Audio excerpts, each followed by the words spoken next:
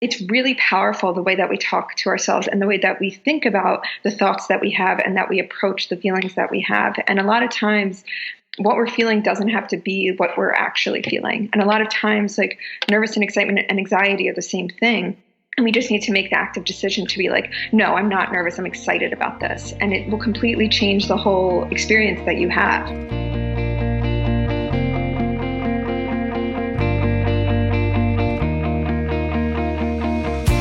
Hello, and welcome back to Seek the Joy podcast. Happy Seek the Joy Tuesday. I'm your host, Sydney Weiss, and on the podcast today is Lauren Martin. She's the founder and head writer of Words of Women and author of the brand new book, The Book of Moods. Lauren started Words of Women when she was searching for something to help herself and other women who were feeling lost. And it's become this really beautiful online and physical community dedicated to the growth and development of women. And I have been following Lauren and Words of Women for as long as I can remember. So I was so excited to sit down with her for this conversation because now she's really sharing through her new book, The Book of Moods, how to navigate our emotional triggers and turn our worst emotions into our best lives. And in today's episode, we really chat about the inspiration behind The Book of Moods, why the book is a love letter to herself and other women, and the impact of infusing Lauren's own personal journey into the book. Lauren shares why our emotions are such a powerful force, and she also shares with us different tools to navigate emotional triggers and really begin to harness our negative emotions and transform them into something positive. We have a really beautiful conversation too about the wisdom that's found in our different emotions. And Lauren also shares with us her mantras for self-love, why we need to really let ourselves experience and celebrate these in-between moments in life, her biggest dream, and so much more. Before we dive in to today's new episode with Lauren, a couple of things I want to share. First, just as a reminder, Seek the Joy podcast is now on YouTube. And if you haven't already, I would be so grateful if you were to subscribe to our channel. I'll make sure to include the link in the show notes. I'm so excited to start to share these conversations live on YouTube every week. Also, I want to thank everyone who has left a rating and review for Seek the Joy over the last, 3 years. If you haven't already left us a rating and review on Apple Podcasts or wherever you listen to podcasts, I would be so grateful if you did. Ratings and reviews really help the show get seen by new people and also share with people what Seek the Joy is really all about. And one of our most recent reviews says, "So fun." It's from Carly F. And it says, "Just listened to Sydney's podcast for the first time and loved it. I love the range of guests she has and the topics she covers. Can't wait to go back and listen to all the old episodes. Highly recommend." Another one from TLD Taryn. Oh, Taryn, hi. It says, "Love this podcast. Sydney is so fun and just makes me smile when I listen to this podcast. Full of positivity and life. Love it." Oh, I am so grateful, honestly, for all of these reviews of the show. If you haven't already, leave us a rating and review on Apple Podcasts or wherever you listen to podcasts, and then take a screenshot of that review and send it to Sydney@seekthejoypodcast.com, and I'll send you a little something to say thank you. I am really happy to share with you today's sponsor, Betterhelp. We are going through some challenging times, and I know that you're feeling it too. Now more than ever, it's important that we have reliable resources that we can turn to, and that's where BetterHelp comes in. BetterHelp will assess your needs and match you with your own licensed professional therapist. And it's easy and free to change counselors if you don't think the person you're matched with is a good fit. This service is available for people worldwide too. During this time, I have found it's really valuable to talk to someone about what you're going through, whether that be anxiety, depression, grief, and loss. And BetterHelp offers a broad range of expertise in their counselor network. You'll get timely and thoughtful responses. Plus, you can schedule weekly video or phone sessions too, which, if you ask me, is a game changer. I want you to be able to live a happier, more joyful, and ease-filled life. And I'm excited to share that as a listener of Seek the Joy podcast, you will get 10% off your first month by going to betterhelp.com/seekthejoy. Join over 1 million people taking charge of their mental health with the help of an experienced professional. That's BetterHelp, HELP.com/seekthejoy. The link will also be included in our show notes. All right, guys, that's it. I am so excited to share with you today's new episode with Lauren Martin. Her new book, The Book of Moods, really shares her journey to infusing her life with a sense of peace and stability. And after 5 years of studying the most fascinating, enigmatic, and brilliant women of history, Lauren is sharing her lessons from these women, their failures, their strength, and their stories with the help of psychology and philosophy to really crack the code on what it means to turn our worst moods into our best lives. So without further ado, here is my conversation with Lauren Martin.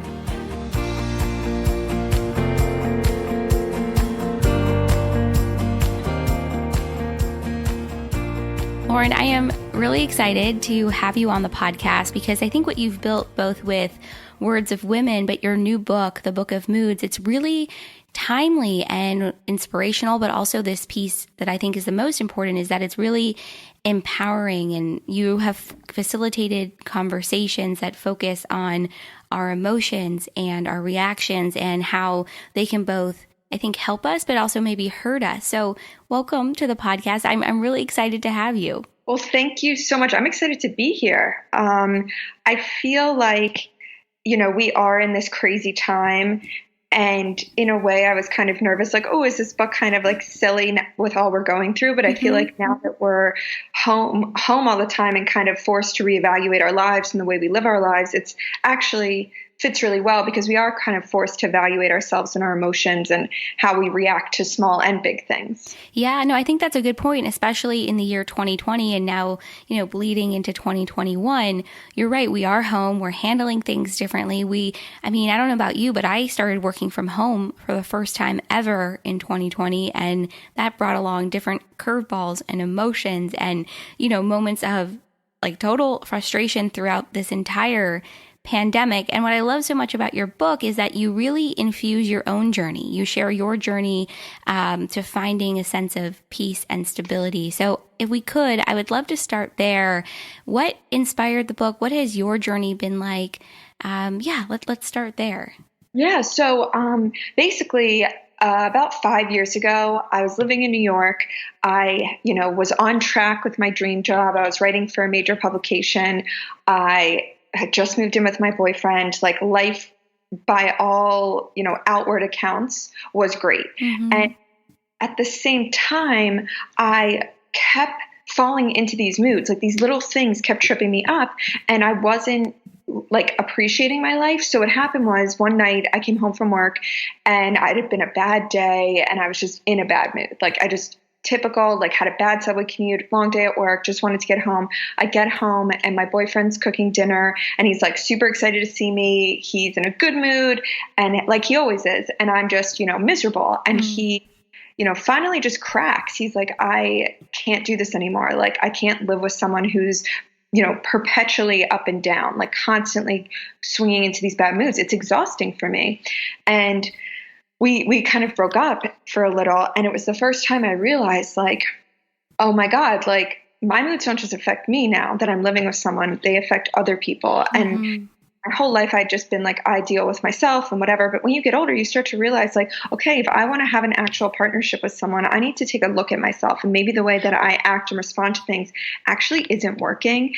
And it's okay. Like before it was okay. If I'm in a bad mood, I'll just spend Saturday in a funk watching Netflix all day. But when you're in a relationship with someone, you're forced to kind of reevaluate the way you've been acting. And like, he doesn't want to see someone in a bad mood all day. It affects him. So I started realizing like these moods don't just affect me. And if I'm going to keep my relationship, and also I want to be happy. Like I am living this amazing life, yet I'm not appreciating it. I just keep falling into these bad moods and wasting all of these like amazing moments. And I just decided like, this is it. Like I need to make a huge change. And I kind of went down this rabbit hole of like, what are moods and why do women feel them? And why doesn't my boyfriend feel them the way I feel them? And is it just me or is it other women? And that's kind of what started everything, Words of Women and the book. I know in your book that you describe a mood as this exaggerated emotional state. And so I'm curious, through your work and your research, why are our emotions such a powerful force, and why do we often forget that, not everyone experiences things the same way? Like, my experience is different from yours, just like you shared yours is different from your boyfriend. So yeah, I'm curious because I think we often forget about just how powerful our moods can really be. Yeah, I feel like there's like this undercurrent of the book that I really wanted people to kind of get out of it at the end, which is like, we're all living in our own little microcosms of life, and we're all having experiences, and these experiences are molding us. But these experiences are also, they're triggers, right? And we all have very different triggers. So the things that trigger me might not be the things that trigger you. But what happens is when someone is triggered, they take that emotion with them. And if you don't know how to get out of it, what happens is then they are acting within that emotional state. And then we start interpreting their emotional state as something to do with us. And usually it has absolutely nothing to do with us. And that was a big part of the book, was also when I realized, like, I know my moods are so individual, and I know that, like, I'm having this experience by myself and I'm in a bad mood because of something that has nothing to do with my husband, yet I'm taking it out on him. And also realizing that if I'm having these individual experiences, everyone else is. And also it's very liberating to know that, like, their moods or your mood has nothing to do with me. Because I think for women, and I speak about this in the book, we're biologically programmed from from years before, when we basically were supposed to and provide for our species. We developed this inherent obsession with looking into other people's emotions just to sense if there's a threat. And so we've carried that over. And so I think women are hyper alert to other people's emotions and other people's moods. So we always assume it's something to do with us, when in reality it's nothing to do with us. Yeah, that's such an interesting point and perspective. And I didn't know that about, like, way back when we were like hunter-gatherers or providing for our families in that way, that women innately were sensing out moods as a way of safety and security. I mean, that's fascinating. It just goes to show how much is ingrained in the human species, especially as women, because I don't know about you, but I do this all the time where I'm like trying to sense out somebody's mood, or how are they feeling, or how do they feel about me, or is this really about me? But really, you're so right. It's not.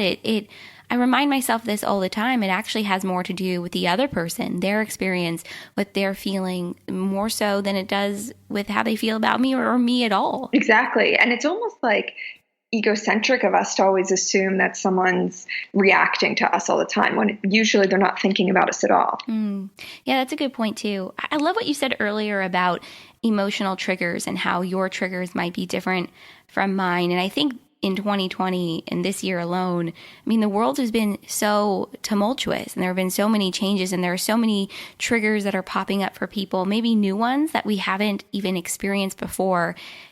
Are there any tools or practices or just things that you've relied on to help you navigate the emotional triggers in your life, whether it be, leading up to writing the book or while writing the book, or even in the last year? Yeah. So one of the biggest things of this book is I group the chapters by my specific triggers. However, my triggers are, as you read, you'll see they're an example of a larger trigger. So while I might be the only one who's triggered by my mom's comments, which I know I'm not, but I might be more affected than the next person, it has less to do with my mother and more to do with my expectation of my mother, or my family dynamic. And it's like the past and the future. When I stress about work, it's less to do about my job and more about anxiety and how I don't know how to handle that anxiety when it comes on. So all the triggers might be individual, but they represent a larger emotion that I haven't learned how to deal with. And I think that learning to even name your triggers and notice them and start categorizing them is super powerful. There's liberation in naming things. Like they say, a disease, when you don't know why you're sick, that's what stresses you out. Like, why do I have this pain right now? What am I feeling? But when you get a diagnosis, then you can work on, getting better. So I think the biggest thing was like just being able to figure out what my triggers were was really liberating, and being like, okay, my mom triggers me. Okay, Instagram triggers me. Okay, this triggers me. So then I can feel like now I can get a handle on it now that I've named it. And I think just first off being able to, and that's kind of fun, being able to be like, okay, and it takes you out of, I think, the emotional reaction. And I talk about this, how like analyzing yourself can be a really good way to take you out of like this spinning, or this, you might be just churning and cycling. So it's like, take yourself out of the moment by saying, what is bothering me? Why is it bothering me? And that's kind of the crux of the book. And I really hope that's what people get out of it, is kind of sort of taking themselves out of the moment and being like, oh, this is my trigger. And then noticing it when it pops up again. And then there's tons of different like ways in the book that I talk about treating triggers. For example, like depletion is a big trigger of mine. And it's really, I'd say it's work, but the underlying emotion is trigger, or is depletion. And that's when, you just run out of that willpower. And you just are, it's a psychological concept. By the end of the day, you're just so depleted that you don't have the same inner resources to deal with maybe an aggressive email or a rude comment from a friend. So you react maybe more aggressively than you normally would, or it hurts you more than you normally would, or you make bad decisions and start drinking, even though you said you weren't going to drink on a Tuesday night. So once you understand its depletion, you can take some of the tips from the book, which, for example, I have, they found that dopamine helps restore our willpower. So finding ways to give yourself that little boost throughout the day, and that might be taking an hour after you get home from work to watch The Real Housewives. And something like I never used to do, like I would just come home from work and try and make dinner and then be in a bad mood and take it out on my husband. So now it's like, when I know I'm depleted, I can say, hey, like I'm depleted. I'm going to go watch Real Housewives for an hour because it's going to help me relax. And then I can come and make dinner and be a better person. Yeah, I love what you just shared, because I think my biggest takeaway from what you just shared is that, first of all, we need to interrupt those moods and we need to interrupt those triggers. And a great way to do that is to start off by naming them. And then the next step is really what you shared too, which is, okay, start to ask yourself, what is causing me to feel this way? Like, what is the underlying thing? And fatigue, depletion, anger, frustration, sadness, I mean, they all live so much below the surface that if we just were to take, a moment to hit pause and be introspective in that way, I think it makes a huge difference. But we move so quickly through life and we move so quickly through the world that we often don't give ourselves that opportunity to hit pause and to kind of do that introspective work. And within that too is what you shared is a piece about self-care. And I'm curious, for you, what has your self-care look like? Because I know that going deeper with self-care and going beyond like what is shared on social media, but self-care in terms of what is going to help you become your best self and show up in the world in the way that feels good to you. I mean, it's really profound and powerful. Yeah. And I definitely share my individual ways that I learned to take care of myself. And it's funny because a friend who I sent an early copy to, after she read it, she was like, do you know that this is basically just like a love letter to yourself? Like you are just like working through these feelings and finding ways to take care of yourself. And I had never looked at it that way. And it really is that. And I think it's, I borrowed a lot of wisdom from other women and tried to apply them to myself. But I think the biggest things for me were like, one would be like learning to say no. And it sounds so basic, but when you put it in a way that corresponds with depletion, which is kind of where it fits in, is when I think women try and do everything, especially because we always want to like make people happy and we don't want to disappoint people. So for me, saying no was important because it's like I can say yes and then have a breakdown later because I'm doing way too much.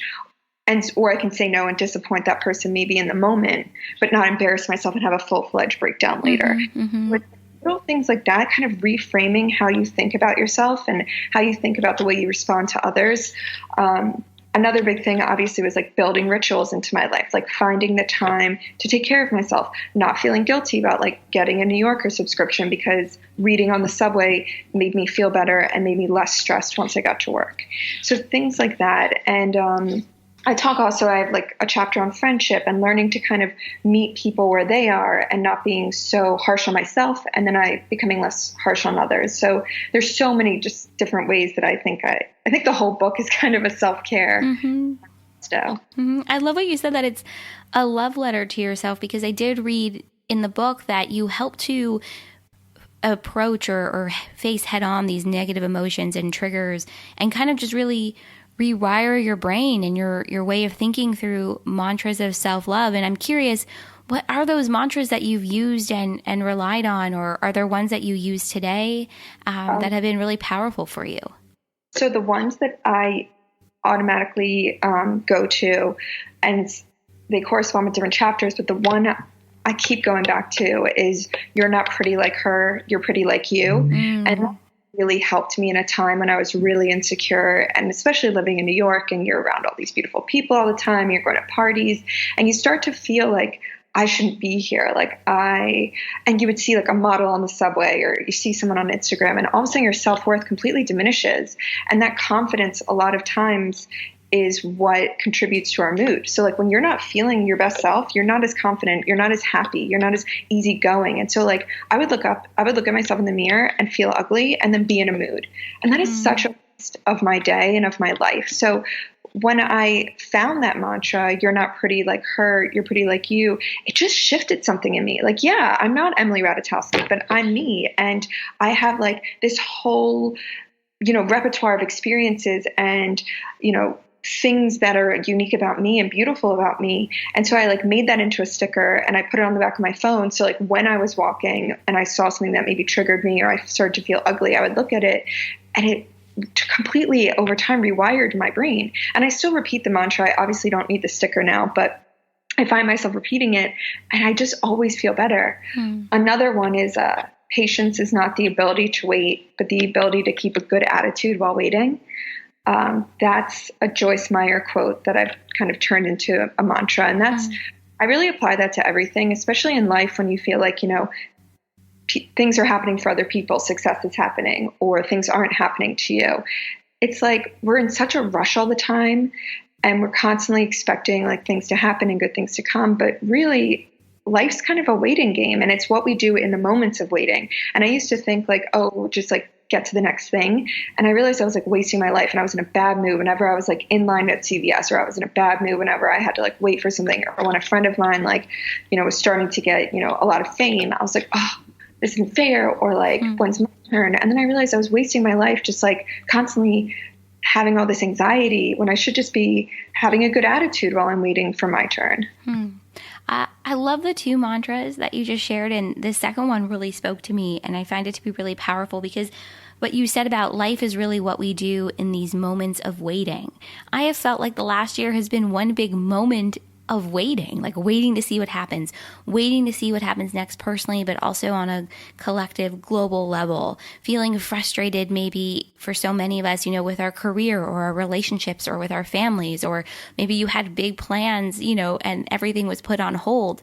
And I have found, and I'm curious if this has been your experience too in the last year or so, or just in general, that the way I choose to show up every day in this moment of waiting is really defining and really powerful, because it's allowed me to build up my mindset in a different way. It's allowed me to explore, really like high highs, but also like low lows. And I've had a lot of valleys, I guess you could say, in the last year. And it's about how you show up and how you build character and how you continue to be there for yourself, through these difficult times. So I just love what you said, that life is really what we do in these moments of waiting. And I think that perspective shift too really helps with those negative emotions and helps with those negative triggers too. That's so true. And it's weird because I've been having those thoughts recently, just like, because it does feel like a waiting game. Like I'm just like, I'm waiting for the pandemic to end. I'm waiting for my book to come out. I'm waiting, for all this stuff to happen. But like,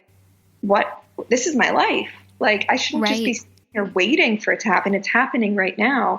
And I need to live in these spaces and enjoy these spaces, these in-between moments, and realize that most of my life is actually these in-between moments. And then I'll get like a glimpse of something really exciting and amazing, but that shouldn't be how I'm living my life. And I do think constantly reminding yourself, like, what are you waiting for? Like, what is all this waiting about? Like, you should be just living and enjoying yourself is really important, especially right now.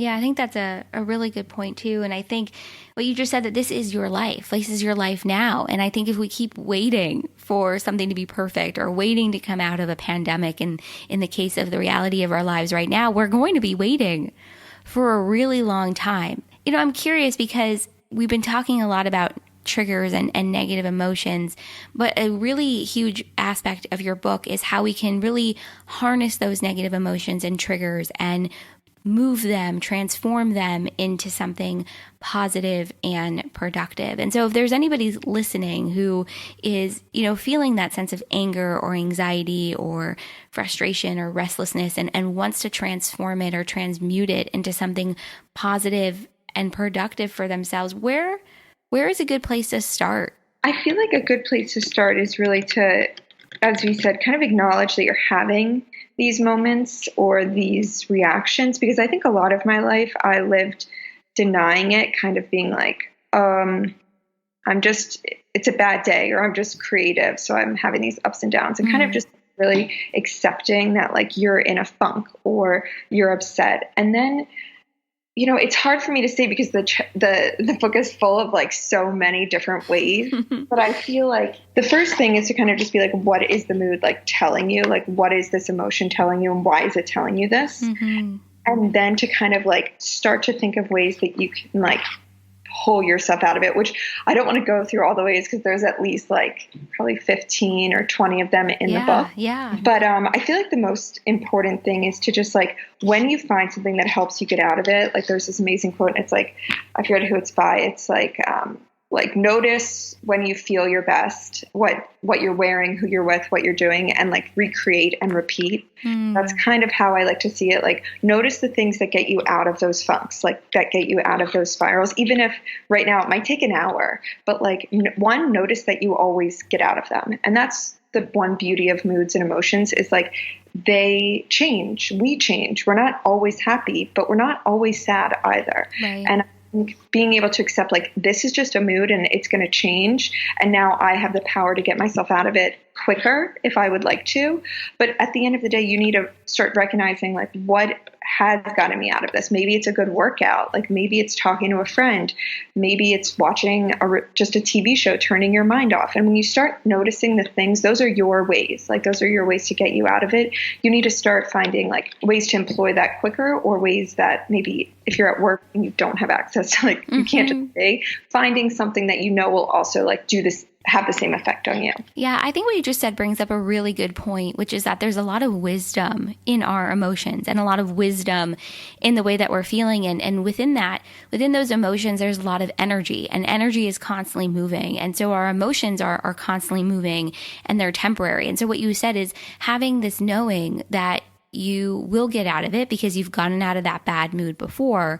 But even beyond that too is knowing that it's temporary, that it will fluctuate. And if you can pay attention and start to notice, the things that really help you shift and transform the way that you're feeling, and then recreating it, I think is definitely the next step, that sense of repetition, and understanding of what it is that's unique to you that really helps you. Because I don't know about you, but my biggest takeaway from what I've read of your book and our conversation so far is that we're really all unique. We're all individual. And so while we have these like commonalities of experiencing different moods and different triggers, and we have different responses to things that show up in our life, the way in which we respond and how we show up in any given moment and what's going to work for us is all individual. And so I think that's definitely a powerful takeaway so far for me from our conversation, because I think it's never going to be one size fits all. No, never. And what I really hope people get from the book is more that even if it's just one thing you take away, and that's enough, like one mantra or one concept that really sticks with you and that kind of shifts something, and then you can start being on the lookout for more of those. And that's how habits are built. Like you do something over and over again. Like you finally understand something in a new way, whether it's about yourself or about what's, happening to you. And then you just keep repeating that. And once you do that, your mind will adjust. And like, that's how they say like meditation, you get better at meditation by just like doing it over and over again until it becomes habit, until you don't even have to think about it. And I think we all just need to be able to be like, okay, I'm just going to keep practicing this, but don't make it feel like work. Just make it feel like an experiment. That's how I feel like I always make the best changes in my life, when I have more fun with it instead of it being like, oh, like I have to work out today. When I'm going to experiment today to see how this workout makes me feel afterward. Yeah, no, it's about changing the way you look at it and changing the perspective from like, I have to do this, but maybe I get to do this and I get to do something that's really fun for me. I saw something, I think it was like middle of like the summer, and it was a post about exercising during the pandemic, and it really emphasized doing something that you love that will make you happy. So if it's, going for a walk in your neighborhood, then do that. Or if it makes you feel terrible, don't do it. But focusing on the things I think that help you shift into that joy, or help you shift just out of that bad mood, make sure it's something that's fun and enjoyable for you. Yeah. And reframing is such a big thing, especially I talk about in the book. There's this thing called anxiety reappraisal. And what it does is there are some emotions that we feel that actually that feel like other things. So a lot of times excitement and nervous, they feel the same way in the body. And it's the way that you choose to label that feeling is what gives you the experience of it. So they've actually shown that people, before they went on to like sing, it was like a drama class and they all had to get up and sing. And the people who said, I'm excited instead of I'm nervous actually performed better. So it's really powerful the way that we talk to ourselves and the way that we think about the thoughts that we have and that we approach the feelings that we have. And a lot of times what we're feeling doesn't have to be what we're actually feeling. And a lot of times like nervous and excitement and anxiety are the same thing. And we just need to make the active decision to be like, no, I'm not nervous. I'm excited about this. And it will completely change the whole experience that you have. Yeah, that's a good point too. And paying attention to the way it manifests in the body, but then also goes back to what you said earlier about just naming it and paying attention to it and allowing yourself to move through it. What I love so much about this conversation, but also your book, is that it's less about like a how-to guide, but really grounded and rooted in your own personal experience. Because, and I share this on the podcast all the time, but I know that there's so much we can take and learn, not only from sharing our own experience, but hearing someone else share theirs. And there's always, I think, a sense of vulnerability that shows up that's touching for us personally, but also for others. And I'm curious, what has been your experience sharing your raw and vulnerable emotions in this way, and also sharing your own personal experiences, because it's kind of like lifting the veil, off of who you are, and you run such a beautiful platform. And up until this book, I don't know, have people really had an opportunity to get to know you in this way? They really haven't. I've really been anonymous the past 5 years, which I don't know if I'm glad I did it or not glad, but I think I wanted to be anonymous because I wasn't ready. Yeah. And when I was writing the book, though, I was going through, so it took 5 years because I was having these experiences and I wanted to keep having them because I noticed a pattern, like, okay, like this is a trigger and let's see what happens next time the same trigger comes up and what I can do. And then I had to keep having these experiences. But for example, like in the book, I talk about, I got married during the time I was writing this, and the wedding prompted a lot of feelings, because I think, when you have these big life events like a wedding or have a baby, you're forced to kind of look at your life as a whole for a minute. And, who are the people in my life? Who am I inviting? Who are my friends at this point in my life? And I had this kind of, I was stressed, and I had this big awakening, like, I don't have the friendships I thought I would have at 29. And that kind of went into the friendship chapter, and I was forced to kind of reevaluate my friendships and look at why I don't have the friendships I thought I would have. Why have I lost contact with these people? And I was going through the actual experience while writing about it, which I think is what makes the book so honest and vulnerable, because I was really living out an experiment with myself. And I was like, okay, I haven't talked to, my college friends in ages. What would happen if I reached out to them? And like, what would happen if I actually took this advice that I'm giving and really applied it? And I definitely was going through it as I was writing it. And so you'll see, like, I have that, there's a moment at Christmas with my family in the book that I write about. And I definitely was nervous to publish it. But I was really cathartic, and I definitely feel, a different person now that it's done and it's out of me and it's written. Like, I've kind of put to bed all these moments and these issues and these experiences that I had before, let run in my mind. And now I feel much just more at peace with myself. I love that. And I think there's so much power in sharing our personal experiences in that way. But what you said about you had to make sure that you were ready, and that maybe in the last 5 years you really weren't ready yet. And I think that's such a beautiful point, and I want to make sure we touch on it because it's a way of honoring yourself and honoring your own journey and in your own path and trajectory, rather than forcing yourself to show up in a way that you weren't ready for yet. And I think, especially in online spaces, there can be this sense of pressure or overwhelm to show up in a certain way, to share so much of your life, to share so much of who you are, but you have to be wanting to do that, but also ready to do that. And I think what you just shared is a really powerful reminder and speaks so beautifully to the fact that choosing to honor yourself by allowing yourself to show up in a way that speaks to you when you're ready is going to not only help you in your own personal healing process, but then make sure that you're sharing your truth in a way that is authentic to you. So I just want to make sure we touch on that because I think that is such a good point, especially when we're all online and we all can experience this sense of pressure or overwhelm to share ourselves and our lives in a certain way. Oh, definitely. And I think it actually made more of an impact because I waited, because when the book was ready, I was ready. And so I was told, like, my 250,000 Instagram followers, like, hey, by the way, like, this is me. This is the girl who's been talking to you the last 5 years. And I have more to say. And this is kind of what I've been doing and what it's been leading to. And I think I got so much positive love and feedback from these women who've like, I've been waiting to meet you. Like, this is so amazing. And I think, no one cared that it took me 5 years.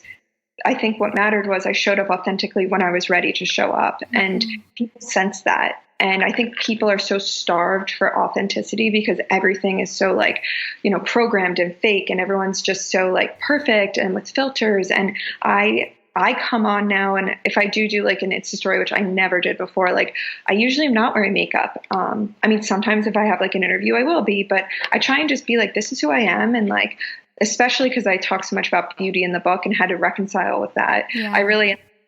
I'm showing up as me, and I'm not going to be ashamed to be me. And I have these flaws, and I feel this way, and I hate looking at myself on screen, but at a certain point I need to get over that, and I'm going to get over it with you guys. And I think people do appreciate it. Yeah, I think so too. And I certainly have, as someone from afar who's been following along, and I'd love to talk a little bit about Words of Women if we can, because I know that your own experiences and your own moods and the hold that they've had on you, and I know you've shared this in the book, but I also know that it helped to inspire words of wisdom because you began to blog about all of the wisdom that you've uncovered.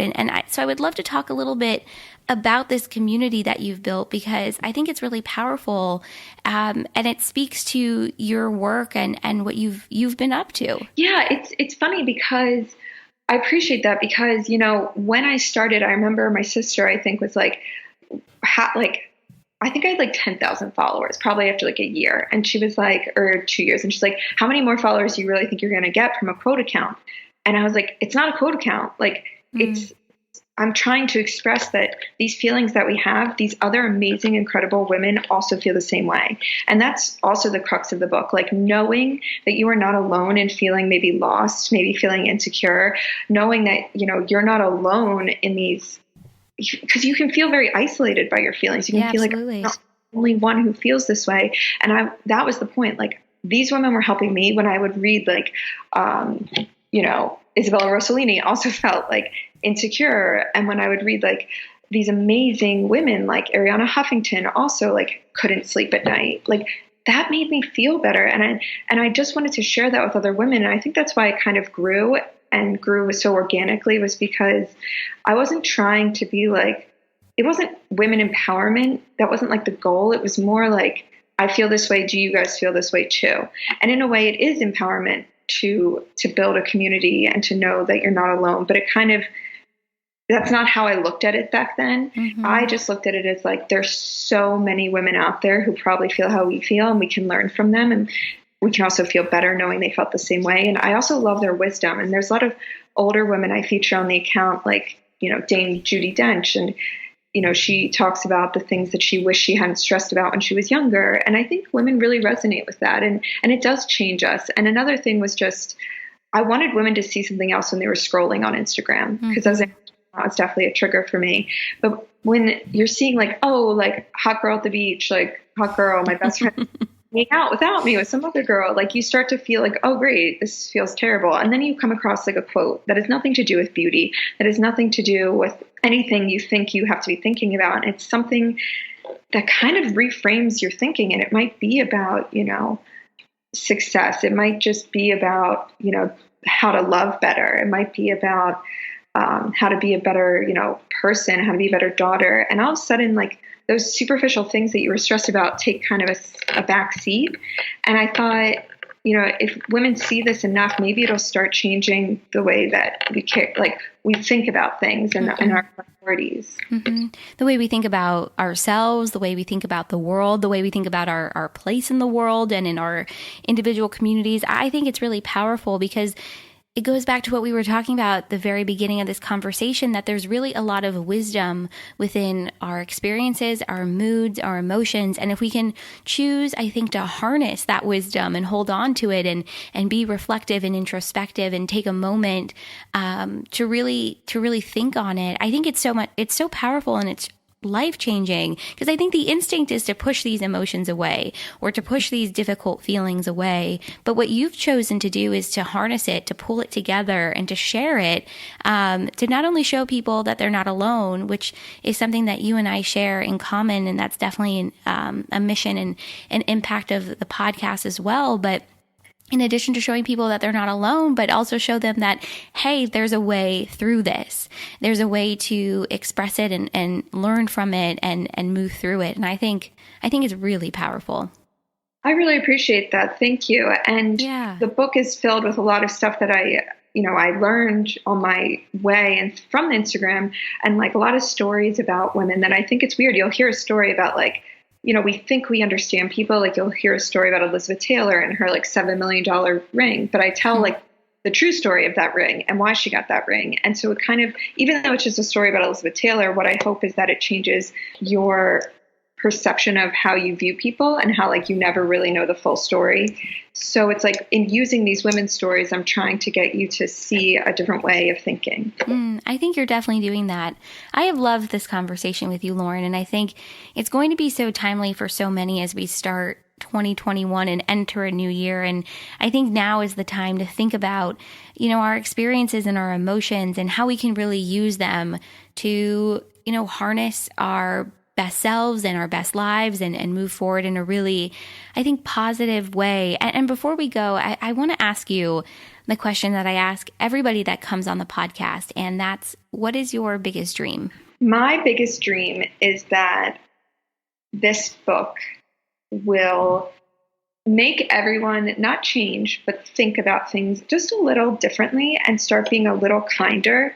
And the world itself will just become a little bit nicer place to live. Like, that's all. Like, my biggest dream is to just see, like, I think more compassion in people and more compassion in myself, which I'm constantly striving for, more compassion and tenderness.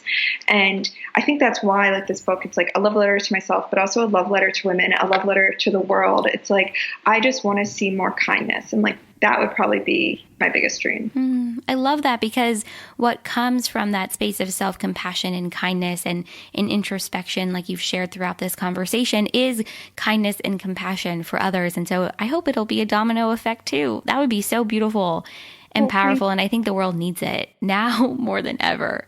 I agree. I just think we're in such a crazy, volatile time that, like, it's like really just, I'm like, I just want everyone to like, the world to be a little lighter. And that's all I really hope. But I've so enjoyed this conversation. Oh, me too. Thank you so much for coming on the podcast. Where can everybody find you, Words of Women? Check out your new book, The Book of Moods. Where can everybody find you? So The Book of Moods is available through Barnes & Noble, Amazon, all your local bookstores, Target, IndieBound. It's international as well. And then Words of Women is the Instagram account. If you just look it up on Instagram, it's also a website, and it's on Facebook. So you could definitely find the book through there as well. Perfect. Everything's going in the show notes. It'll be so easy for everyone to connect and follow if they aren't already. And Lauren, thank you so much again for such a powerful conversation. I think my biggest takeaway is just there's so much wisdom in our moods. And if we can begin to check in with ourselves, ask us what these feelings are, why are they showing up, we really have the power to turn them into something positive for us. So thank you. You totally get it. Well, thank you so much for having me.